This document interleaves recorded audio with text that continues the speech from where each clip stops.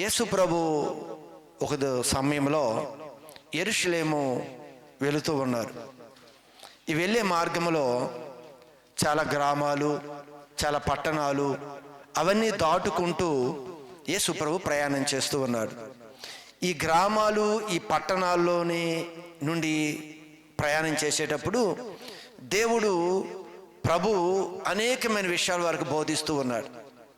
ఆయన వాడుక కనిపించారా, ఆయన పరలోక సంబంధమైన విషయాలు చెప్తూ ఉండేవాడు. నోరు విప్పితే ఆయన దేవుని యొక్క రాజ్యం గురించి మాట్లాడుతూ ఉండేవాడు. కదిపినప్పుడల్లా కూడా మీరు భూమి మీద ఎలా జీవించాలి, మీరు ఎలా ఉండాలి అనే విషయాలే మాట్లాడేవాడు. అయితే ఇలా యేసు ప్రభు మాట్లాడుతూ ఉన్నాడు, బోధిస్తూ ఉన్నాడు, అందరూ ఆలకిస్తూ ఉన్నారు. అందరూ ఆలకిస్తున్న సమయంలో ఒక వ్యక్తి లేచి యేసు ప్రభుని తనకున్న సందేహాన్ని తీర్చుకునటానికి ఒక ప్రశ్న వేశాడు. ఏమని ప్రశ్న వేశాడు అంటే, లోకాసు వార్త 13వ అధ్యాయము 23వ వాక్య భాగములో, ప్రభువా రక్షణ పొందేవారు కొద్దిమందేనా అని యేసు ప్రభుని అడిగారు. నా వైపు చూడాలి. ఈయన యేసు ప్రభుని అడుగుతున్నది ఏమిటి అంటే, రక్షణ పొందువారు కొద్దిమందేనా అంటే ఎందుకు ఈ సందేహం వచ్చింది? రక్షణ పొందేవారు కొద్దిమందేనా అనే సందేహము ఎందుకు కలిగింది? ఆయన మాట్లాడే మాటలు చూసినప్పుడు రక్షణ ఈయన సందేహం ఏమిటి అంటే, పాతాళాన్ని తప్పించుకొని పరలోకానికి వెళ్ళేవారు కొద్దిమందేనా అనే సందేహం రావటానికి కారణాన్ని ఒకవేళ మనం ఆలోచిస్తే, యేసు ప్రభు బోధిస్తున్న బోధలన్నీ కూడా చాలా సందర్భాల్లో ఎవరు కూడా యాక్సెప్ట్ చేయని బోధ, ఎవరు అంగీకరించని బోధ, అందరికీ తృప్తి లేని బోధ. ఏమిటి ఆయన బోధలో గురించి ఏమని అంతకుముందు సమయంలో వారు ప్రభుని మాటలు వ్యతిరేకించారు అంటే, చూడండి, మీకు అర్థం కావటానికి యోహాను సువార్త 6వ అధ్యాయము 60వ వాక్య భాగంలో అనేకులంట ఆయన మాట వింటూ ఉన్న జన సమూహము ఏం మాట్లాడారు ఒకసారి చదవండి. ఆయన శిష్యులలో, యేసు ప్రభు యొక్క శిష్యులలో అనేకులు ఈ మాట విని, యేసు ప్రభు ఒక దినాన అందరికీ బోధిస్తూ ఉన్నాడు. ఈ బోధంతా ఆలకిస్తున్నారు కదా. ఈ బోధంతా ఆలకిస్తున్నప్పుడు ఆయన శిష్యులలో అనేకులు, చాలా మంది ఈ మాట విని ఇది కఠినమైన మాట, ఇవి నువ్వు చెప్పే మాటలు చాలా కఠినంగా ఉన్నాయి, ఇవి ఎవరు వినగలుగుతారయ్యా? ఏ మాటలు నువ్వు చెప్పేది? చాలా కఠినంగా ఉన్నాయి ఇవి. ఇది మామూలు మాటలు కదా నువ్వు చెప్పేది, అసలు ఎవరు వింటారు ఇవి? ఈ విధంగా నువ్వు బోధిస్తే ఆ మాట విని ఎవరు వెంబడిస్తారయ్యా? అంత కఠినంగా ఉన్నాయి నువ్వు చెప్పే బోధలు అని యేసు ప్రభునే అడుగుతున్నారు శిష్యులు అని రాయబడి ఉంది. అప్పటి నుండి ఆయన శిష్యులలో అనేకులు వెనుక తీసి మరి ఎన్నడూను ఆయనను వెంబడింపలేదు. క్లోజ్ అయిపోయింది. ఎప్పుడు వెంబడించలేదంట. మీరు జాగ్రత్తగా ఈ మాటను మీరు గమనించాలి. ఈ రోజు కూడా మన ముందుకు తీసుకొని వచ్చి ప్రభు ఇదే విషయాన్ని ప్రస్తావిస్తూ ఉన్నాడు. ఆయన కొద్దిమంది అయినా ప్రవేశించేది. ఎందుకు ఈ మాట అంటున్నారంటే, ఈయన బోధ విన్న శిష్యులు కూడా వారందరూ ఇది కఠినమైనది, ఇది ఎవరో ఆలకించగలరు, ఇది ఎవరు వింటారు, ఎలా అయితే ఎవరి రాజ్యంలోకి ప్రవేశిస్తారు? ఈ సందేహం వచ్చినప్పుడు ప్రభు అంటాడు, ఇది మీకైతే అసాధ్యమే గాని దేవునికి సమస్తము సాధ్యము. మీకు అసాధ్యమే, కానీ ఒక్కసారి మీరు మనసు పెట్టగలిగితే, మీరు ఒక్కసారి నా మాట వినగలిగితే, నేను ఖచ్చితంగా ఆ రాజ్యంలోకి మిమ్మల్ని తీసుకుని వెళతాను అని ప్రభు మాట్లాడుతూ ఉన్నాడు. మీరు కూడా గమనించండి. ఈరోజు చాలా మాటలు మనకి కఠినంగా కనిపిస్తున్నాయి. గత కాలంలో అయితే అనేక మంది నా ముందు ఈ విషయాలు ప్రస్తావించిన వారు ఉన్నారు. అయ్యా, మీరు ఎంత ఇదే బోధ చెప్తున్నారు కదా, మరి ఆశీర్వాదం గురించి, దీవెన గురించి, సమృద్ధిని గురించి, దీని గురించి మీరు మాట్లాడరేంటి? ఎక్కువగా మీరు దిద్దుకోండి, సరి చేసుకోండి, దేవుని కొరకు ఎలా ఉండండి అన్నీ మీరు చెప్పే మాటలు చాలా కష్టంగా ఉన్నాయి. ఇవి మాట్లాడితే మాటలు జాగ్రత్త అంటున్నావు, అక్కడికి వెళ్ళకూడదు అంటున్నావు, ఈ ప్రదేశానికి వెళ్ళొద్దు అంటున్నావు, ప్రత్యేకంగా ఉండమంటున్నావు, ఆ పద్ధతులు ఆచారాలు పనికిరావు అంటున్నావు. ప్రతి పరిస్థితుల్లో కూడా మీరు ఎలా చెప్తున్నారు బోధ అని కొంతమంది ఆల్రెడీ దేవాలయాన్ని విడిచి వెళ్ళిన వారు కూడా ఇప్పటికీ నాకు తెలుసు. వారు ఎందుకు వెళ్ళిపోయారో కూడా వాళ్ళు తెలియచేసింది అదే. వారికి ఏం కావాలి? ఎప్పుడు ఆశీర్వాదము, దీవెన గురించే మాట్లాడాలని. ఎలా వచ్చిందండి ఆశీర్వాదము, దీవెన? మీరు ఆలోచించండి. ఆశీర్వాదము, దీవెన ఎలా వస్తుంది? మనము దేవుని వాక్యము వింటేనే ఆ దీవెన, ఆశీర్వాదం మనలోకి వస్తుంది. ఇక్కడ ఏ విధంగా అయితే కఠిన మాటలని కొంతమంది వెళ్ళిపోయారు కదా, ఈరోజు మనం కూడా ప్రభు దగ్గరికి వచ్చాం. ప్రభు దగ్గర వచ్చిన మన అందరం కూడా ఆ రోజు కూడా యేసు ప్రభు ఎవరితో మాట్లాడుతున్నాడు అంటే ఆ రోజు ఇశ్రాయేలు జనాంగంతో మాట్లాడుతున్నాడు. ఈరోజు అదే విషయాన్ని నమ్మి బాప్తిసం పొందుకొని రక్షణ పొందుకున్న మనతోనే విషయం మాట్లాడుతున్నాడు.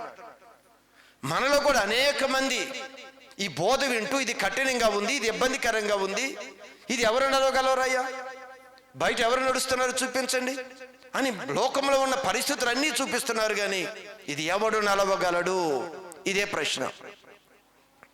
ఈరోజు కూడా మనం కూడా చూసాం, పరలోక రాజ్యంలోనికి వెళ్ళటానికి ఏదైనా కుదురుతుందా అని. కానీ వెళ్ళటానికి చాలా రిస్ట్రిక్షన్స్ ఉన్నాయి. ఇప్పుడు వెళ్ళే అవకాశాలు చాలా కఠినంగా ఉన్నాయి. కనుక మనం కూడా ఏం చేస్తున్నామంటే ఇది ఎటు మనకు రాదు కదా అని మనం కూడా దాన్ని విడిచిపెట్టేశాం. ఈరోజు దేవుడి సన్నిధికి వచ్చి కూర్చొని ఉండొచ్చు, కానీ నీవు దేవుని రాజ్యము కావాలనే ఆశతో నువ్వు ఆత్మీయ జీవితాన్ని నువ్వు కొనసాగించడం లేదు. అది ఎప్పుడో విరమించుకున్నాం మనం. అది కష్టం కదా. ఆయన ఉన్నమన్న పద్ధతి, ఆ పరిశుద్ధత, నీతి, యథార్థత, మాట, ఎలా సహించాలో, ఎలా ఓర్చుకోవాలో, ఎలా లోబడాలో, ఎలా ప్రేమించాలో, ఎలా ఆతిథ్యం ఇవ్వాలో, ఎలా సహాయం చేయాలో, ఎలాంటి పిసినితనం తీసివేసుకోవాలో, ఎలాంటి గర్వాన్ని తీసివేయాలో, ఇది దినదినము దేవుడు మాట్లాడుతున్నప్పుడు నువ్వనే ప్రశ్న ఏమిటి అంటే ఇది చాలా కఠినమైన బోధ, ఇది మా వల్ల కాదు. చాలా దినాల్లో చాలా మందికి సువార్త చెప్పినప్పుడు ఇదిగో మేము అంత కఠినంగా అయితే మేము భక్తి చేయలేమండి అన్న భక్తులు కూడా ఉన్నారు. మేము అలా అయితే చేయలేం. ఈరోజు మనం కూడా దాన్ని డ్రాప్ అయిపోయాం. ఎప్పుడో ఆ రోజు అంట శిష్యులు, యేసుప్రభువును అనుసరిస్తున్న శిష్యులంట ఈ బోధ కఠినంగా ఉంది, ఇంత కఠినంగా ఉంటే ఎవరయ్యా వెంబడించేది అని ఆ దినము నుంచి వారు వెనుకకు తీసి మరెన్నడూ కూడా ఆలోచనతో వారి ముందుకు కొనసాగలి. ఈరోజు మన కూడి వచ్చిన మనం కూడా ఒక్కసారి ఆలోచించండి. ప్రభు దగ్గరికి ఎందుకు వచ్చిన తర్వాత దేవుని యొక్క రాజ్యం యొక్క విశిష్టత, దేవుని రాజ్యం యొక్క గొప్పతనం, దేని కొరకు వచ్చామండి? దేనికి ప్రభువుని ఆరాధిస్తున్నాను చెప్పండి. ఈరోజు లోకాన్ని కాదు అనుకొని ప్రత్యేకంగా వచ్చింది మనం దేనికి అంటే నిత్య రాజ్యం కొరకే మనం వచ్చాం. ఈ భూమి మీద ఉన్న కాలం చిన్నదే. అందుకే ప్రభు అనే మాటలు ఎప్పుడు మనకు గుర్తుకు రావాలి. ఇప్పుడు కూడా మనము భూ సంబంధంగా ఆలోచించిన వారమైతే ఏమంటాడు ప్రభు? ఇప్పటికీ మీరు దేవుడు మనల్ని బట్టి సంతోషించాలి అంటే, దేవుడు మన బట్టి ఆనందించాలి అంటే ఇప్పుడు మనం ఉండవలసిన పద్ధతి మార్పు రావాలి.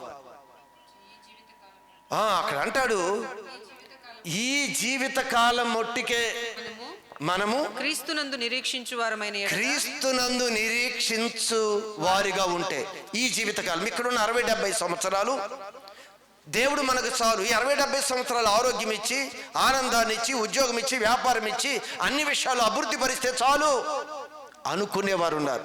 అందుకే శిష్యులు ఏమి విడిచి వెళ్ళారో తెలుసా? పరలోక రాజ్యం గురించిన ఆలోచనని పూర్తిగా విరమించుకున్నారు. వారు ఇది ఇక రాదు, అలా మనం జీవించలేం, అలా బ్రతకలేం, అలా ప్రత్యేకంగా ఉండలేం, ఇక మాకు అది వద్దు అనుకున్న విధంగా ఈరోజు క్రైస్తవ భక్తులు కూడా పూర్తిగా దాన్ని మనసులోంచి తొలగించారు. దేని కొరకు ఇప్పుడు నడుస్తున్నారు తెలుసా? ఇదిగో చదవబడిన వాక్య భాగాన్ని మరొకసారి చదువుదాం, రెఫరెన్స్ చెప్దాం. కొరింథీయులకు రాసిన మొదటి పత్రిక 15వ అధ్యాయం 15, 19. 15వ అధ్యాయము 19వ వచనం, కొరింథీయులకు రాసిన మొదటి పత్రిక. ఈ జీవిత కాలం మట్టుకే మనము క్రీస్తునందు నిరీక్షించు వారమైన ఎడల, మనము కూడి వచ్చిన మనందరం కూడా మన నిరీక్షణ ఇక్కడున్న కాలం వరకే. ఆ కాలం గురించి కాకుండా, ఆ రాజ్యం గురించి కాకుండా, ఇక్కడున్న ఈ 70-80 సంవత్సరాల కొరకే నువ్వు భక్తి చేసినట్లయితే, దీని కొరకే నువ్వు దేవుడి సన్నిధికి వస్తే, దాని గురించి ఏం మాట్లాడుతున్నాడు చూడండి. మనుషులందరికంటే దౌర్భాగ్యులమై ఉందుము. ఎవడైతే ఈ జీవితకాలం వరకు దేవుడు నాకు చాలు, ఈ భూమి మీద ఉన్నంత కాలం నాకు చాలు, తర్వాత ఉందో లేదో అనుకునేవాడు గురించి అంటున్నాడు. ఇలాంటి వారిని ఏమంటున్నాడు ఆయన? మనుషులందరికంటే దౌర్భాగ్యుడు. దేనికండి? ఇంత రక్షణ పొందుకున్నాం కదా, దేవుని గురించి ఇన్ని ఉన్నతమైన విషయాలు దేవుడు మనకు బయలుపరిచాడు కదా, దేని గురించి మన ప్రభువుని వెంబడించాలి? చూడండి, ఈ జీవిత కాలం అంతా దేని కొరకండి? ఇక్కడ ఒక జోరి గురించి కాదు, మన పరసంబంధమైన ఒక ఆలోచనతో భక్తి చేయాలి. ఇక్కడే ఇంకా ఇదే చూసుకోవటం కాదు, వారు అలానే వెళ్ళిపోయారంట. మరి ఎప్పుడూ కూడా ఆ పరసంబంధమైన ఆలోచన కొరకు వాళ్ళు రాలేదు. మనం కూడా ఒక్కవేళ ఇక్కడున్న కాలం దేవుడు నాకు సహాయం చేస్తే చాలు అనే మనసులో నుండి, ఇదిగో మనకి నిత్య రాజ్యం కావాలి అనే ఒక మంచి ఆశతో ముందుకు నడవాలి అనేది ప్రభు చెప్తున్నాడు. ఎందుకు ఆ వ్యక్తి అడిగాడు తెలుసా? ఏమని అడిగాడు? మూలవాక్యంలో వ్యక్తి ఏమని అడిగాడు? ప్రభువా, రక్షణ, నిత్య జీవం, నీ రాజ్యంలోనికి ప్రవేశించేవారు కొద్దిమందేనా? ఎందుకు ఈ ప్రశ్న వచ్చింది అంటే, అందరూ కూడా ఈ బోధ ఎవరింటాడు, ఈ బోధ ఎవరింటారు, ఇంత కఠినమేంటి? లోకసువార్త 19:18-26లో ఇక్కడ కూడా ఏమంటారు అంటే, ఒక వ్యక్తి యేసు ప్రభు దగ్గరికి వచ్చి, ఒక అధికారి నిత్య జీవాన్ని పొందాలంటే ఏం చేయాలి అని అడిగినప్పుడు యేసు ప్రభు చెప్పాడు, ఆజ్ఞలు పాటించమని. అన్నీ నేను పాటిస్తున్నాను అని చెప్పాడు. కానీ ఒకటి కొదువుగా ఉంది, అదొక్కటి నువ్వు సరి చేసుకుంటే నిత్య రాజ్యానికి నువ్వు వస్తావు అని చెప్పాడు. ఆయన చెప్పినప్పుడు ఆ మనసు ఆ మాట ఇష్టపడలేదు. ఏంటి? నిత్య రాజ్యం కొరకు కొన్ని విడిచిపెట్టడానికి ఇష్టపడలేదు. కనుక నిత్య రాజ్యం రాకపోయినా పర్వాలేదు, కానీ ఇది విడిచిపెట్టలేను అన్నట్లుగా ఆ వ్యక్తి తిరిగి వెళ్ళిపోయాడు. ఈరోజు మనం కూడా నిత్య రాజ్యం కావాలి అనుకున్నప్పుడు దేవుడు కొన్ని విషయాలు చెప్తాడు. ఇదిగో నీకు ఆ రాజ్యం కావాలి అంటే, ఇదిగో నువ్వు ఎలా చెయ్యి అంటే, ఇది చేయటం నా వల్ల కాదు, నిత్య రాజ్యం ఇస్తావా? ఇది చేయను, అది కావాలి. అందుకే ఈ ధనవంతుడు లేదా ఈ అధికారి యేసుప్రభుని అడిగినప్పుడు యేసుప్రభు అన్న మాట ఇది. ఆయన అంటున్నాడు, అన్నీ బాగా ఉన్నాయ్యా, నీకు నిత్య రాజ్యం కావాలన్నావు కదా, ఇదిగో నేను చెప్పావు, అన్నీ చేశాను అంటున్నావు, ఒక్కటే కొదువుగా ఉంది, అదొక్కటి తీసేయి, నువ్వు నా రాజ్యంలోకి ప్రవేశిస్తావు. అది నేను తీసేయటం నాకు కుదరదు అన్నాడు. అది మానుకోవటం నా వల్ల కాదు అన్నాడు. అని చెప్పేసి తన బాధపడుతూ వెళ్ళిపోయాడు. గమనించండి సంగమా. అందుకు యేసుప్రభు ఇంకా కొన్ని మాటలు అక్కడ ప్రస్తావిస్తూ చాలా విషయాలు చెప్తున్నప్పుడు జరిగిన సందర్భంలో మాట ఏమిటైతే, ఎలాగైతే బోల్డ్ మాటలు చెప్పాడు ఆయన. అలా ఉంటే దేవుడి రాజ్యంలోకి వెళ్ళవు, ఎలా ఉంటే దేవుడి రాజ్యంలోకి వెళ్ళమని చాలా మాట్లాడిన తర్వాత ఇవన్నీ ఆలకిస్తున్న ప్రజలు అన్న మాట ఏమిటైతే, ఎలాగైతే ఎవడు పొందుతాడయ్యా రక్షణ? ఎవడు పొందుతాడు ఎలా అయితే రక్షణ? అదే సందేహాల మధ్య ఇక్కడ లోక స్వార్థలో ఆయన అడుగుతున్నాడు, అయ్యా నీ రాజ్యము రక్షణ పొందేవారు కొద్దిమందేనా? ఎంతమంది? సరే, అది కంటిన్యూ చేద్దాం, చదవండి. అని ఆయన అడగగా ఆయన వారిని చూచి, యేసు ప్రభు వారిని చూచి, ఇరుకు ద్వారమున, ఈయన అంటున్నాడు, ఇరుకు ద్వారమున ప్రవేశించటానికి మీరు పోరాడండి. అనేకులు ప్రవేశింపచూతురు గాని, ప్రవేశించటానికి చూస్తారు గాని వారి వల్ల కాదు అని మీతో చెప్పుచున్నాను. చూడండి, అడిగిన ప్రశ్న ఏంటి? యేసు ప్రభు చెప్పే సమాధానం ఏంటి? ఆయన ఏమని ప్రశ్న ఇచ్చాడు? రక్షణ పొందుకునేవారు కొద్దిమందేనా? అని అడిగా. డౌట్ వచ్చింది. మరి ఆ బోధలు ఇవన్నీ వెళ్తే ఇదేంది, మనం కూడా చాలా సందర్భం అబ్బో ఇలా అయితే మనం పరలోక రాజ్యం వెళ్తామా, ఏంది ఎలా ఉంటే ఆయన తీసుకొని వెళ్తాడా మనం అనుకుంటాం కదా. ఈయన కూడా ఆయన బోధ అంతా విన్న తర్వాత అదే వచ్చింది. నీవు కూడా క్రమంగా దేవుని ఉపదేశం విను, నీకు కూడా అదే డౌట్ వచ్చింది. అమ్మ ఎంత చెయ్యాలా, ఎలా అయితే ఎవరు చేస్తున్నారు, ఎలా అయితే ఎవరు వెళ్తారు, అసలు ఎవరు వెళ్ళం. ఈడు అనుకుంటాడు అసలు ఎవరు వెళ్ళము అని. ఆయన అంటాడు మీకు అసాధ్యమో నాకు సాధ్యమే, నేను ఖచ్చితంగా తీసుకొని వెళ్తానని చెప్తున్నాడు ప్రభు. ఇక్కడ అంటాడు ఆయన ఏమన్నా దాని గురించి అడిగితే ఇక్కడ యేసు ప్రభు అంటాడు ఇరుకు ద్వారమున ఇరుకు ద్వారమున ప్రవేశించటానికి మీరు పోరాడాలి అంటే ఆయన అంటాడు ఈ పరలోకానికి వెళ్ళే ఎలా ఉంటుందంటే మార్గము ద్వారం ఇరుకు కనుక నువ్వు పోరాడాలి. పోరాడటము అంటే ఏంటి అంటే మనము అవకాశాలన్నీ వాడుకొని ఆ రాజ్యంలోకి మనం ప్రవేశించాలి. అవకాశాలన్నీ కూడా మనము ఒక జాబ్ కావాలి, ఒక జాబ్ కావాలనుకున్నప్పుడు మనకు తెలిసిన ఒక మినిస్టరో ఎవరో పెద్ద అతను మనకు తెలుసు అనుకోండి, మనం ఏం చేస్తామంటే అవకాశాలన్నీ వాడుకుంటాం. అతను ఉండేది 5 సంవత్సరాల పాలనలో, తర్వాత దొరికిద్దో లేదని మన అవకాశాలు ఏది మనకు కావాలంటే అన్ని అవకాశాలు వాడుకొని ఏదో విధంగా దేవులో దానిలో దూరిపోతాం. అవునా? అలానే పరలోక రాజ్యానికి పోరాడండి అంటే ఏం చేయాలి? ప్రతి అవకాశాన్ని ఉపయోగించుకోవాలి. ప్రతి అవకాశాన్ని ఉపయోగించుకోవాలి. ఏ అవకాశాన్ని చేజార్చుకోకూడదు. ఖచ్చితంగా దానిలోకి మనం వెళ్ళాల్సిందే. మన ఎఫర్ట్స్ అన్నీ కూడా దాని కొరకు పెట్టాలి. ప్రతిదీ కూడా అది. అందుకే అంటాడు పోరాడండి. పోరాటం.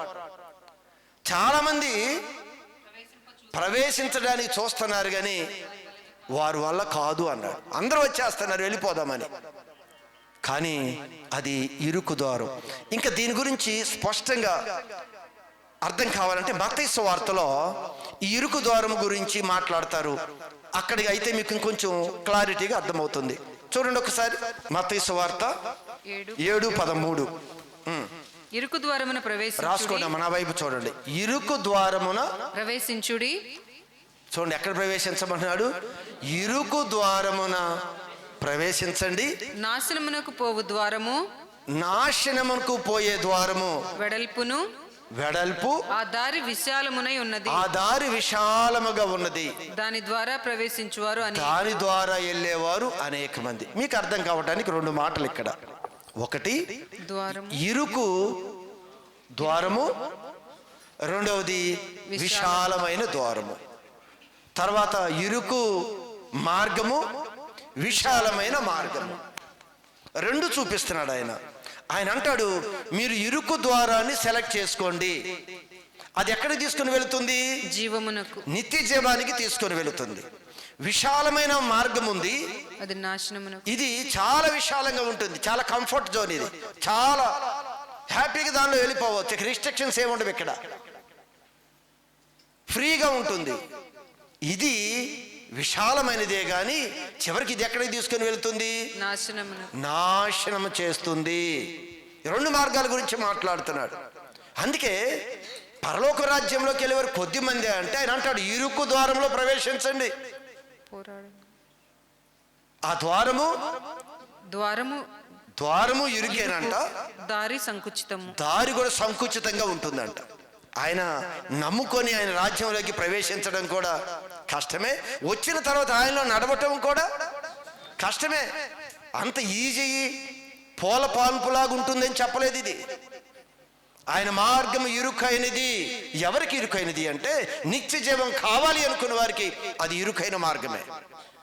అది కొంచెం కంజెస్టెడ్గా ఉంటుంది, అంత కంఫర్ట్గా ఉండదు. నీకు నువ్వు అనుకున్నది అనుకున్నట్లుగా చేయటానికి అవ్వదు. డిజ్ ఓన్, నీ సొంత ఆలోచన ఏది పని చేయదు అసలు. అందుకే ఆ ఇరుకు ద్వారాన్ని ప్రవేశించమని చెప్తే అందరంట విశాలమైన మార్గాన్ని ఎంచుకుంటున్నారంట. విశాలమైన మార్గం అది ఎక్కడికి తీసుకుని వెళ్తుందో చూడండి. మన సంఘంలో కూడా గుర్తుపెట్టుకోండి, దేవుని యొక్క మార్గాలు 2 ఉన్నాయి. ఇరుకు మార్గము, విశాలమైన మార్గము. కొంచెం దేవుడు చెప్పిన విధంగా వెళ్ళటానికి కొంచెం కష్టంగా ఉంటుంది. వచ్చేటప్పుడు దేవుని నమ్ముకొని ఆలయంలోకి ప్రవేశించేటప్పుడు కష్టమే. ఇది అంత ఈజీగా రానివ్వరు నిన్ను. ఒకవేళ వచ్చిన తర్వాత దానిలో నడవటం కూడా కష్టమే. కనుక ఆయన చెప్తున్నాడు, ఇదిగో యేసు ప్రభు అంటున్నాడు, నీవు ఎంచుకొనవలసింది అది ఇరుకు మార్గము, దానికి నువ్వు పోరాడరు, నువ్వు ప్రయత్నించే అవకాశాలన్నీ కూడా వాడుకో. ఏ చిన్న అవకాశం వచ్చినా సరే పరలోక రాజ్యంలోనికి వెళ్ళటానికి ప్రతి అవకాశాన్ని వాడుకో. ప్రతి ప్రార్థన, ప్రతి కూడిక, ప్రతి సహవాసం, ప్రతి దాన్ని వాడుకో. నువ్వు ఖచ్చితంగా నువ్వు దానిలోకి ప్రవేశిస్తావు. చూడండి, ఇప్పుడు డిఫెన్స్లో ఎక్కడ జాయిన్ అవ్వాలనుకోండి, పోలీస్ డిపార్ట్మెంట్ కానివ్వండి, ఈ ఎయిర్ ఫోర్స్, నేవీ, మిలిటరీ ఇలాంటివి ఉన్నాయి కదా, దానిలోకి మనకి జాబ్ కావాలనుకోండి, ఎంత చదువు వచ్చినా చదువు వలన జాబులు రావు. నువ్వు ఎంత చదువుకున్నా, ఎంత జ్ఞానం ఉన్నా, ఎంత తెలివితేటలున్నా ఉద్యోగాలు రావు. అలాగా దానికి తగిన విధంగా ఏముండాలి? బాడీ ఫిట్నెస్ ఉండాలి. అది లేకపోతే అవ్వదు. నువ్వు ఎన్ని రికమెండేషన్లు పెట్టుకున్నా, నీ అనుకున్న హైటు, అనుకున్న వెయిట్, అనుకున్న పరిస్థితులు లేకపోతే నువ్వు దానిలోనికి ప్రవేశించడం కష్టం. దాని కొరకు ఏమంటావు? వెయిట్ పెదగాలంటాం, హైట్ పెదగాలంటాం, చెస్ట్ పెదగాలంటాం, మరి రన్నింగ్ చేయాలన్నా, ఇక అన్ని విషయాల్లో కూడా ఆ విధంగా మన తర్ఫీదు పొందితేనే ఆ మార్గంలోకి వెళ్ళి ఆ జాబులో నిలబడతాం. ఆషామాషికి వెళ్తే దానిలోకి వెళ్ళము. మరి ఇక్కడ కూడా దేవుని రాజ్యంలోనికి ప్రవేశించాలంటే కూడా చాలా మనిషిని చాలా మార్చుకోవాలి. మనం చాలా కంఫర్ట్గా దేవునికి అనుకూల విధంగా మనం మార్చుకోవాల్సిందే, లేకపోతే ఎట్టి పరిస్థితుల్లో మనం ప్రవేశించాం. కానీ చాలా మందికి అవ్వదు, ఇది నా వల్ల కాదు అనుకొని విరమించుకున్నట్లుగా ప్రభు చెప్తున్నాడు. అలా విరమించుకోవద్దు. ఒకవేళ మనకు కష్టంగా ఉండొచ్చు, నువ్వు దేవుని చేతులకి నువ్వు అప్పగించగలిగితే ఆయన అంటున్నాడు, అది నాకు సాధ్యం. నీకు అసాధ్యమే, అది నీకు కష్టంగా ఉంది. నువ్వు ఒక్కసారి నీ మనసుని నా వైపు తిప్పు, నువ్వు నాకు ఇప్పు, నాకు అప్పగించు, నీ హృదయాన్ని నాకు ఇవ్వు, నేను ఖచ్చితంగా నిన్ను ఆ గమ్యానికి చేరుస్తాను అని ప్రభు మాట్లాడుతూ ఉన్నాడు. తర్వాత దీనిలో మరొక విషయాన్ని చెప్పాడు. చూడండి, ఆ వాక్యాన్ని కంటిన్యూ చేద్దాం. మూల వాక్యంలో మొదటి నుంచి మళ్ళా కంటిన్యూ చేద్దాం. ప్రభువా రక్షణ పొందువారు కొద్ది మందేనా? మరి ఇక్కడ ప్రారంభమైంది. ఏమని అడిగాడు? ప్రభువా రక్షణ పొందువారు కొద్ది మందేనా అని యేసు ప్రభుని అడిగారు. యేసు ప్రభు అందుకు ఇరుకు ద్వారములో ప్రవేశించండి, పోరాడండి, అనేకులు ప్రవేశిస్తారు, వారి వల్ల కాదు అని చెప్పాడు. అయిపోయింది. ఇంటి యజమానుడు లేచి, అదిగో చూడండి, ఇక్కడ ఒక విషయం చెప్తున్నాడు. ఇంటి యజమానుడు లేచి తలుపు వేసిన తరువాత జాగ్రత్త గమనించండి, తలుపు వేయబడే సమయాల దగ్గరకు వచ్చాయి. ఈరోజు చాలా నీకు దేవుడు అవకాశాలు ఇచ్చాడు. ఎన్నోసార్లు ప్రభు నీతో మాట్లాడుతూనే ఉన్నాడు. తల్లి ఏ విధంగా తన యొక్క బిడ్డని ఆదరిస్తుందో, ప్రేమిస్తుందో, గద్దిస్తుందో, దండిస్తుందో, చివరికి ఇవన్నీ వినకపోతే తల్లి వాడవలసిన పద్ధతులు కూడా తల్లి వాడుతుంది. దేవుడు కూడా మనకి చాలా విధాలుగా బుజ్జగిచ్చి చెప్తాడు, చాలా విధాలుగా బతిమలాడు చెప్తున్నాడు. ఎన్నో నెలలు, ఎన్నో సంవత్సరాల నుంచి ప్రభు మరి బతిమలాడుతున్నాడు. అలా వద్దమ్మా, అలా ఉండొద్దమ్మా, అలా చేయొద్దమ్మా, ఇలా నడవద్దమ్మా అని ఎన్నో మార్లు దేవుడు బతిమలాడుతూనే ఉన్నాడు. చెప్తూనే ఉన్నాడు. మన తల్లి కూడా, మన తండ్రి కూడా చిన్నతనం నుంచి చాలా విషయాలు ఓర్పుగా చెప్తారు. అంటే చెప్పి ఏం చేస్తారు? ఎలా దెబ్బ కొట్టి సరి చేయాలో ఖచ్చితంగా వాడు సరైన మార్గంలో వచ్చేవరికి వాళ్ళు వదలరు. దేవుడు అంతకన్నా ప్రేమ కలిగిన వాడు. ఖచ్చితంగా నువ్వు రానన్న ఆయన విడిచిపెట్టడు,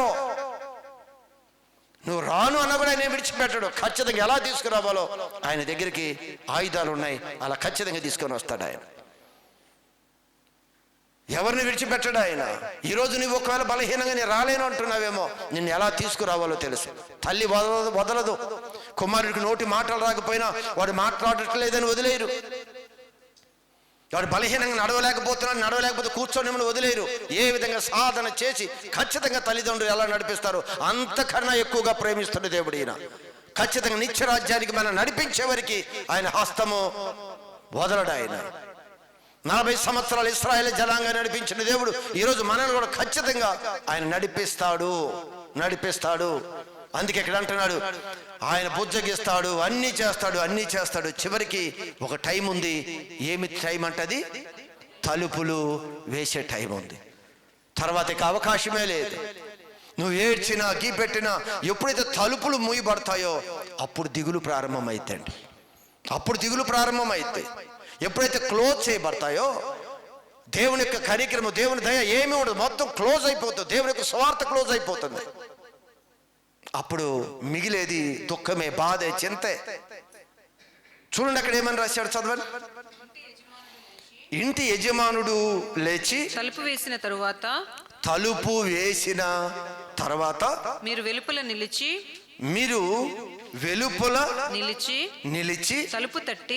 తలుపు తట్టి అయ్యా మాకు తలుపు తీయమని అని చెప్పటానికి ప్రారంభిస్తామంట. ఏమంట? తలుపేసేసాడు. అయ్యా ఒక్కసారి తలుపు తీ, అయ్యా ఒక్కసారి తలుపు తీ. చూడండి, జరిగే విషయాన్ని ఇక్కడ ప్రభు రాస్తున్నాడు. రేపు దినాలు జరగబోయే సత్యాన్ని ఇక్కడ ప్రభు మాట్లాడుతున్నాడు. ఆయన ఆ దినమంట తలుపులు మూయబడతాయి. తలుపులు మూయబడినప్పుడు అయ్యా ఒక్కసారి తలుపు తీ అని వారు బతిమలాడుతూ ఉంటారంట. అప్పుడు ప్రభు ఏమంటాడో తెలుసా? మీరెక్కడి వారో మిమ్మల్ని ఎరుగును అని మీతో చెప్పును. ఆయన చెప్తాడంట. అయ్యా మీరెవరో తెలియదు అంటాడంట. మీరెవరో నాకు తెలియదయ్యా, తలుపు తీయడు ఆయన. అప్పుడు వారు ప్రభువుకి జ్ఞాపకం చేస్తున్నారు, మేము తెలీదా? నీకు తెలుసయ్యా, మీరు నన్ను చూశారు. ఎప్పుడు చూశావు నిన్ను? చెప్తారు చూడండి వాళ్ళు. అందుకు మీరేం చెప్తారో తెలుసా? మీ సముఖమునందు మేము తింటూ త్రాగుచుంటుమే నీవు మా వీధులలో బోధించితివి. మీరు మా వీధుల్లోకి వచ్చి సువార్త బోధించావు కదా, వాక్యాన్ని ప్రకటించావు కదా, నీ సేవకులను పంపించావు కదా, నీ భక్తులు నా యొద్దకు పంపించావు కదా, మా ఇంటికి వచ్చి గుమ్మాన్ని తట్టి దేవునికి సువార్త ప్రకటించావు కదా. ఉమ్మి వేసినా, అసహించుకున్నా, నెట్టి వేసినా నీవు ప్రేమతో మా తలుపులు తట్టావు. ఆ రోజు జ్ఞాపకం చేస్తున్నారు యేసు ప్రభుకి. తలుపులు తీయమంటే మీరెవరో తెలియదు అంటే, అయ్యా నీకు తెలుసు, ఆ రోజు వచ్చావు, సువార్త ప్రకటించావు, నీ వాళ్ళు వచ్చారు, నీ ప్రజలు వచ్చారు, మేము వాళ్ళు త్రోసివేశాం కదా అంటున్నాడు. మేము తింటూ త్రాగుచుంటిమే అప్పుడు నీవు మా వీధులలో బోధించితివి అని చెప్పసాగుదురు. ఇదే మాట్లాడతారు. సంగమా, అన్నీ బాగున్నాయి, ప్రశాంతంగా ఉన్నాయి. కానీ ఒక కాలం రాబోతూ ఉంది, తలుపులు వేసే సమయం రాబోతుంది. తలుపులు వేసిన తర్వాత నువ్వు ఎంత అరిచినా నీ అవకాశం దొరకదండి. ఇది మీరు ఆషామాషిగా ఈ వాక్యాలు మీరు తీసుకోవద్దు. ఖచ్చితంగా ప్రభు పరలోకాన్ని విడిచి భూమి మీదకి శరీరధారిగా వచ్చింది ఎందుకో తెలుసా? ఖచ్చితంగా మనందరి నిత్య రాజ్యానికి తీసుకుని వెళ్ళటానికే. ఆయన ఇక్కడ స్వస్థతలు పరచడానికి, నీ ఆకలి తీర్చడానికి, నేను ఆశీర్వదించి పెళ్లిళ్ళు చేయటానికి, దీనికి కాదు యేసుప్రభు ఇక్కడికి వచ్చింది. యేసుప్రభు వచ్చిన ఉద్దేశం ఏంటి అంటే ప్రతి మనిషిని పవిత్రపరిచి నిత్య రాజ్యానికి తీసుకుని వెళ్ళటానికి ఆయన వచ్చాడు. కానీ ఇది మర్చిపోయావు. ఇది కఠినము, మాకు అవ్వదు, మేము రాలేమో అని చెప్తున్నాం. భూ సంబంధంగా మనసు పెట్టుకుంటే ఆయన అంటున్నాడు, మీకన్నా అంతకన్నా దౌర్భాగ్యుడు లేడు అని చెప్తున్నాడు. ఈ కాలమందు బాగుంటే చాలు కాదు, ఇక ఈ కాలమే కాదు, తర్వాత కాలంలో కూడా మనం బాగుండాలి. యుగ యుగాలు దేవుడితో మనం ఉండాలి. ఈ 60-70 సంవత్సరాల కొరకు ఇంత ప్రయాసపడక్కర్లేదు. నువ్వు మందిరానికి ఏమి రావక్కర్లేదు. ఏం పోషించుకోలేమా, తినలేమా? మందిరానికి దేవుడికి రావాలి. ఈ 60-70 సంవత్సరాలకైతే దేవుడు మందిరానికి రావాల్సిన అవసరం కూడా మనకు లేదు. నువ్వు మందిరానికి రాకపోయినా దేవుడు నిన్ను పోషిస్తాడు. మందిరానికి రాకపోయినా నీకు దేవుడు అన్ని విషయాలు ఆశీర్వదిస్తాడు. ఆయన కన్నందుకు, భూమి మీదకి తీసుకువచ్చినందుకు నీకు సమృద్ధిలో ఆయన నడిపిస్తాడు. దేవుడి ఆలయానికి ఎందుకు రావాలి అంటే నిత్య రాజ్యం కావాలి. అందుకే ప్రభు ఈ భూమి మీదకి వచ్చాడు, అందుకే ప్రాణం పెట్టాడు, పునరుద్ధారుడై మనకు చూపించాడు. మీరు కూడా సమాధి చేయబడితే ఇదిగో పునరుద్ధార బలంతో తిరిగి ఆరోహణమైన నా యొద్దకు వస్తారు అని చూపించాడు ఆయన. అందుకే మన యొక్క ఆలోచన విధానం ఉండాలి. నోవాహు దినాల్లో ఏం జరిగింది? దేవుని ఆత్మస్వరూపిగా అందరికీ ప్రకటించాడంట ఆయన సువార్త. నమ్ముకోండి, మార్చుకోండి, స్వభావం మార్చండి. పరిస్థితులు బాగోలేదు, సువార్త ప్రకటిస్తే హేళన చేశారంట, తృణీకరించారంట మాటలు. కానీ ఓడ సిద్ధపరుస్తూ ఉన్నారు. ఓడంతా సిద్ధపరచబడింది, రమ్మని పిలుస్తున్నారు, ఎవరు రాలేదు. కానీ అందరూ ఓడలోనికి వెళ్ళిపోయారు.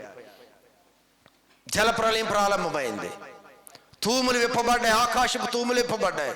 మొదటిసారిగా భూమి మీద వర్షం పడిన మొదటి దినం అదే. అప్పటి వరకు భూమి మీద ఎప్పుడు కూడా వర్షము పడలేదు. వర్షం పడిన మొదటి దినం అదే. ఆకాశపు తూములు విప్పేశాడంట. మనకేదో చినుకులు కనిపిస్తున్నాయేమో, ఆకాశపు తూములు ఉన్నాయేం చెప్తున్నాడు దేవుడు. అది విప్పి ఇది జలప్రలయము, భూమి మీద ఉన్న సమస్త జీవరాశులు కూడా పూర్తిగా పడిపోయాయి. ఆ ఓడలోనికి, రక్షణ ఓడలోనికి వచ్చిన వారు, అలా వారు మాత్రమే రక్షింపబడ్డారు. మిగిలిన వారు రక్షింపబడలేదు. వచ్చి ఉంటారు, వారు కూడా కేకలు వేసి ఉంటారు. ఓడలోకి వెళ్ళిపోయి ఓడ దాని మీదకి వెళుతూ ఉండగా అందరూ కేకలు వేసి ఉంటారు. ఏ విధంగా తలుపులు తీయబడలేదు. ఎందుకు ఊరికినే చెప్పలేదు దేవుడు. ఇదిగో ఆ కాలం మరలా రాబోతుంది, ఆ కాలం మరలా రాబోతుంది. మనం మెలకువగా ఉండమని దేవుడు కోరుకుంటున్నాడు కదా. అదేవిధంగా మరొక సంఘటన మనకు తెలుసు కదా. ఏంటది? 10 మంది కన్యకల గురించి చెప్పాడు. ఇక్కడ కూడా అంట అందరూ బాగానే ఉన్నారు. ఇక్కడ చూస్తే ఆ దేవుని రాజ్యానికి వెళ్ళే వాళ్ళు 50% కనిపిస్తారు మనకి. ఉన్నదాళ్ళు సగం మంది వెళ్ళినట్లు, సగం మంది ఆగిపోయినట్లుగా. అయితే ఇక్కడ మనం గమనిస్తే 10 మంది చక్కగానే ప్రభువులో ఉన్నారు. కానీ 5 బుద్ధి కలిగి, జ్ఞానం కలిగి, ప్రభు కొరకు అలా నిరీక్షణ కలిగి ఉన్నారు. ప్రభు వచ్చాడు, వాళ్ళు ఎత్తబడిపోయారు. ప్రభు వచ్చారు, వీరు అశ్రద్ధలో ఉన్నారు, సిద్ధపాటు లేకుండా ఉన్నారు. రెప్పపాటులో వారు వెళ్ళిపోయారు. ఏమన్నది ఒకటి చదవండి ఒకసారి. పెళ్లి కుమారుడు వచ్చెను, పెళ్లి కుమారుడు వచ్చెను, అప్పుడు సిద్ధపడి ఉన్నవారు అతనితో కూడా పెండ్లి విందుకు లోపలికి పోయిరి. అతనితో పాటు పెళ్లి విందులోకి వెళ్ళిపోయారు. సిద్ధపడిన వారు. ఎప్పుడు మనం సిద్ధపాటు కలిగి ఉండాలి. మనం అనుకుంటే వయసు చూసి ఇంకా 40 సంవత్సరాలు బ్రతుకుతాను. మన లైఫ్ స్కాన్ మనం ఎలా లెక్కేసుకుంటామంటే 80-90 దాకా ఉంటాం. ఒకవేళ 90 ఉండకపోయినా 70-80 ఉంటాం. ఈ లోపు డోకా లేదు మనకి. ఎప్పుడేం జరుగుతుందో మనకు తెలుసా? ఈ రాత్రి నీ ప్రాణాన్ని అడుగుతున్నాను. అడిగితే ఏం చేస్తాం? సిద్ధపాటు ఏంటి? మన ఆలోచన ఎప్పుడు కూడా పరసంబంధమైన ఆలోచనలు ఉండాలండి. ఉంటే ఖచ్చితంగా ఎప్పుడు సిద్ధంగానే ఉంటాం. ఈ భూమి మీద ఈ కొద్ది కాలం కొరకు మన భక్తి అసలు చేయకూడదని.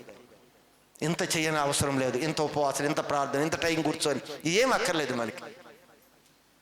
బయట ఏమీ లేని వారు తన యొక్క ఆహారాన్ని తిని బ్రతకటం లేదా? పెద్ద కష్టం ఏమన్నా ఉందా? ఎక్సెస్ ఆస్తులు ఉన్నాయి. ఇంకా అలాంటి వాళ్ళకి 100 మందికి పోషించిన తరగంది ఉంది. అందరూ కూడా ఇప్పుడు లోకంలో ఉన్నవారు అందరూ కూడా లక్షాధికారులే. అందరికీ ఎంతో కొంత ఉంది. ₹1,00,000 ఆస్తి లేదా? ప్రతి ఒక్కడికి ఉంది ₹1,00,000 ఆస్తి లేదా? మరి అందరూ లక్షాధికారులే. ఎలా అయినా బ్రతకొచ్చు. దేవుడి సన్నిధికి రావక్కర్లేదు. మనం ప్రభు మనకిచ్చిన నిత్య రాజ్యం కొరకు వారంట సిద్ధపడిన ఉన్నవారు అతనితో కూడా పెండ్లి విందుకు లోపలికి పోయిరి. అంతట తలుపు వేయబడెను. ఆ తరువాత తక్కిన కన్యకలందరూ కూడా వచ్చి అయ్యా మాకు కూడా తలుపు తీయమని అడుగుగా అతడు మిమ్మల్ని ఎరుగను అని మీతో నిశ్చయముగా చెప్పుచున్నాను. తలుపు తీయమని బతిమలాడారంట. మన చదివిన భాగంలో అంటున్నాడు, యజమానుడు తలుపు మూసివేస్తాడు. నువ్వెన్ని చెప్పినా నాకు తెలుసు, ఆ రోజు వినలేదు, ఇప్పుడు వింటాం. ఇప్పుడు వినే అవకాశం లేదు. ఇప్పుడు వినే అవకాశం ఏమి లేదు. దీపం ఉండగానే గమనించండి. దేవుని యొక్క వాక్యం మీకు అందుతున్నప్పుడే, దేవుని యొక్క ఉపదేశం మీ ఎద్దకు వస్తున్నప్పుడే ఈ లోకంలో ఏమున్నాయో ఏం చూసుకొని ఒక్కవేళ మనం అతిశయిస్తే చాలా నష్టపోతాం మనందరం కూడా. అలాంటి ఆలోచన కాదు.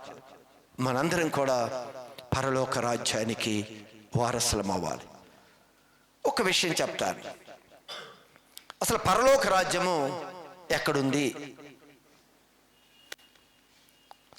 ఏంటి పరలోక రాజ్యము ఎక్కడుంది?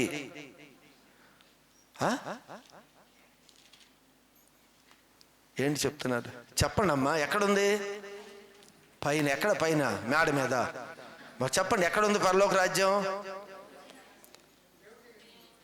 యేసు ప్రభు ఏమన్నాడు? బైబిల్ ఏమందో ఒకసారి లోకాసు వార్త 17:20లో ఏమని చెప్పాడు? అక్కడ దేవుని రాజ్యం ఎప్పుడు వచ్చునని, దేవుని రాజ్యము ఎప్పుడు వస్తుంది అని అడిగారు. యేసు ప్రభుని దేవుని రాజ్యం ఎప్పుడు వస్తుంది అని అడిగారు. దేవుని రాజ్యం ఎప్పుడు వచ్చునని, దేవుని రాజ్యము ఎప్పుడు వచ్చును అని పరిసయ్యులు ఆయనను అడిగిన, పరిసయ్యులు యేసు ప్రభుని అడిగారు. ఆయన యేసు దేవుని రాజ్యము ప్రత్యక్షముగా రాదు. ఎందుకనగా ఇదిగో దేవుని రాజ్యము మీ మధ్యలోనే ఉంది అని యేసు ప్రభు చెప్తున్నారు. ప్రత్యేకంగా ఏం దిగిరాదు ఇక్కడికి. ఆల్రెడీ దేవుని రాజ్యం మీ మధ్యలోనే ఉంది. ఎక్కడుందంట? ఏది కనిపించదే, ఏది కనిపించట్లేదు మనకి. మీ మధ్యలోనే ఉంది అని చెప్తున్నాడు దేవుని రాజ్యం. ఏది మనకు కనిపించట్లేదు. ఇది నిజంగా మన మధ్యలో ఉందంటారా దేవుని రాజ్యం? మరి ఎక్కడైనా ఉందా? దేవుని రాజ్యములోనికి మనందరం ప్రవేశించామా లేదా? అందరం ప్రవేశించాం. బాప్తిస్మం తీసుకున్న వారందరం కూడా దేవుని రాజ్యములోనికి ప్రవేశించాం. ఎలా ప్రవేశించాం?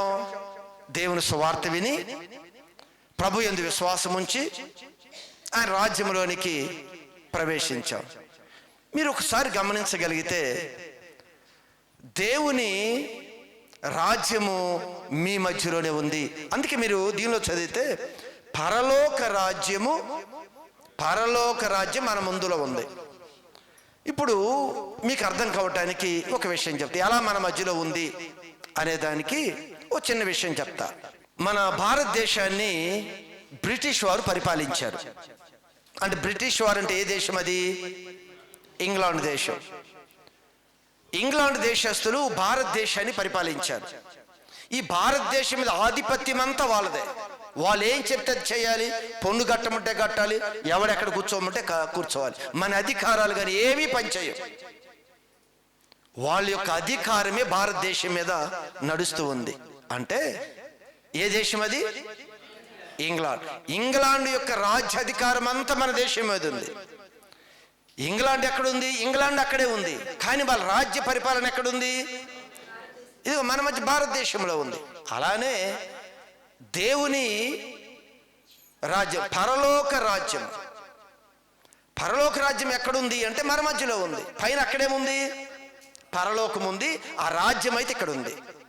పరలోకం పైన ఉంది. అది దేవుడు ఉన్నతమైన సింహాసనముతో పరలోకం ఉంది.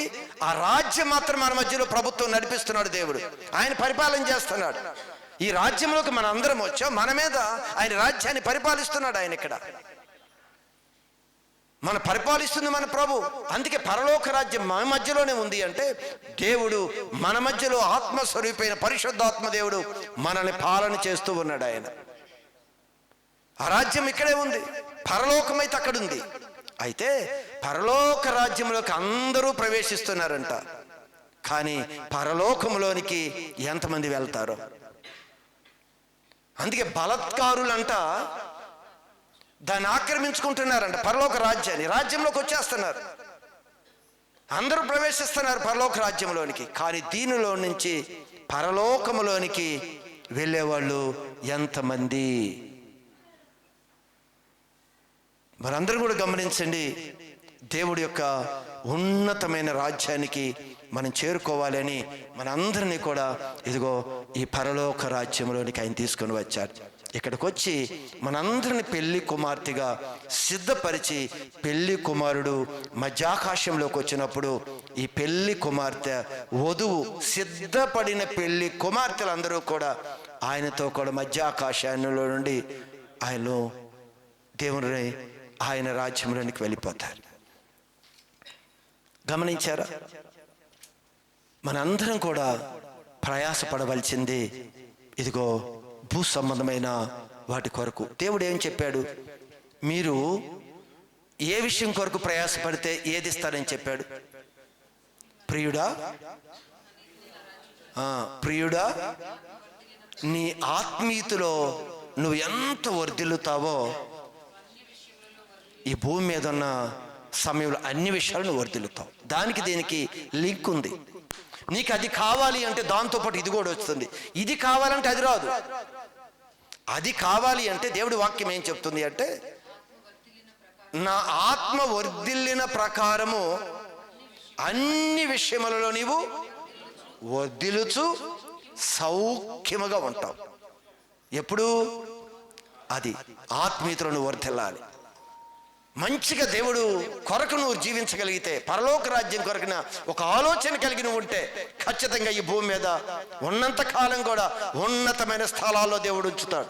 సౌఖ్యంగా ఉంటుంది నీది, నీ కుటుంబం. ప్రతి విషయంలో వర్ధిల్లుతావు. ఏ లోటు దేవుడు రానివ్వడు. అందుకే అన్నాడు, కింద వాడికి నేను ఉంచను. ఏది బాగుంటుంది? ఇది బాగుంటుందా, ఇది బాగుంటుందా? ఇదైతే అన్ని మన చేతిలోనే చెల్లిపోతూ ఉంటాయి. ఇదైతే అన్ని మన చేతుల్లోకి వస్తాయి. మనకి ఇది కావాలా, ఇది కావాలా? అది పైది ఇస్తూ ఉంటే వస్తూ ఉంటుంది. ఇది ఆగదు. నూనె పోస్తూ ఉంటే వస్తూ ఉంది కదా, పోస్తూ ఉంటే వస్తూ ఉంది. ఆ పై చేయగానే చేస్తాడు, ఈ కింది చేయగా దేవుడు చేయడు. అంత అభివృద్ధి అయిన పరచాలి అంటే ఎవరికి అది సాధ్యం అంటే ఆత్మీయంగా బలపడేవారికి, ఆత్మీయంగా ఎదిగేవారికి, దేవుడి మీద ఆధారపడేవారికి, దేవుని కొరకు రోషం కలిగి జీవించేవారు.